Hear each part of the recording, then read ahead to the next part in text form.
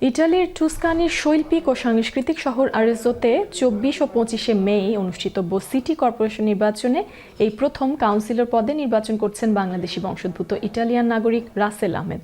Italy থেকে আমাদের প্রতিনিধি মিনহাজ হোসেনের রিপোর্টে বিস্তারিত। ইতালির তুস্কানি অঞ্চলের শিল্প ও সংস্কৃতির শহর আরেজ্জোতে শুরু হতে যাচ্ছে সিটি কর্পোরেশন নির্বাচন। এই নির্বাচনে প্রথমবারের মতো কাউন্সিলর পদে প্রার্থী হয়েছেন বাংলাদেশি বংশোদ্ভূত ইতালিয়ান নাগরিক রাসেল আহমেদ। তিনি বাংলাদেশের ব্রাহ্মণবাড়িয়া জেলার কৃতি সন্তান হিসেবে প্রবাসী বাংলাদেশিদের মধ্যে সুপরিচিত। জানা গেছে আরেজ্জো শহরে মোট ভোটার সংখ্যা প্রায় ৭৬,০০০।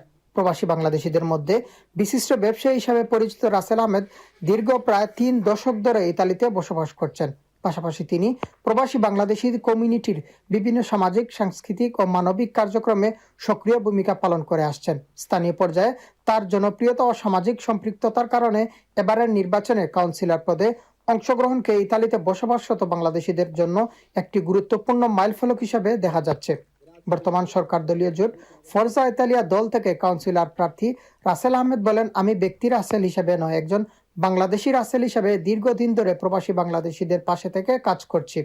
এখন আমি চাই ইতালিয়ান সমাজ ও বাংলাদেশ কমিউনিটি ও ভবিষ্যৎ প্রজন্মের মধ্যে আরো শক্তিশালী সেতুবন্ধন তৈরি করতে এজন্য সবার সহযোগিতা, দোয়া ও সমর্থন প্রত্যাশা কামনা করছি।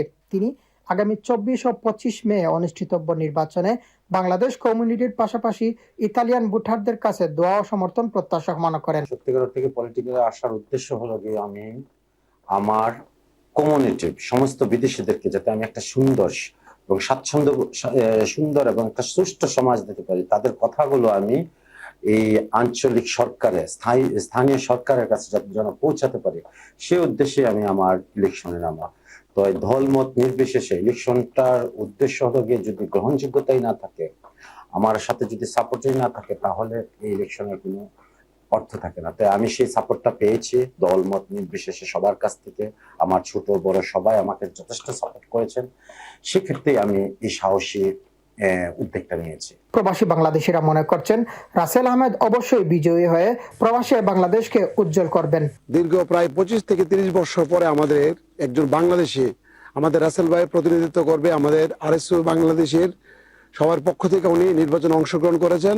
আমরা চাই আমাদের বাংলাদেশি রাসেল ভাইকে ভেবে, ব্যক্তি রাসেলকে না ভেবে, বাংলাদেশি রাসেল ভাই ভেবে ওনাকে সবাই আমরা যে জয়যুক্ত করতে পারি। তার এই অংশগ্রহণ শুধু ব্যক্তিগত অর্জন নয়, বরং ইতালির মূলধারার রাজনীতিতে বাংলাদেশিদের ক্রমবর্ধমান অংশগ্রহণের একটি ইতিবাচক উদাহরণ হয়ে থাকবে বলে মনে করছেন প্রবাসীরা।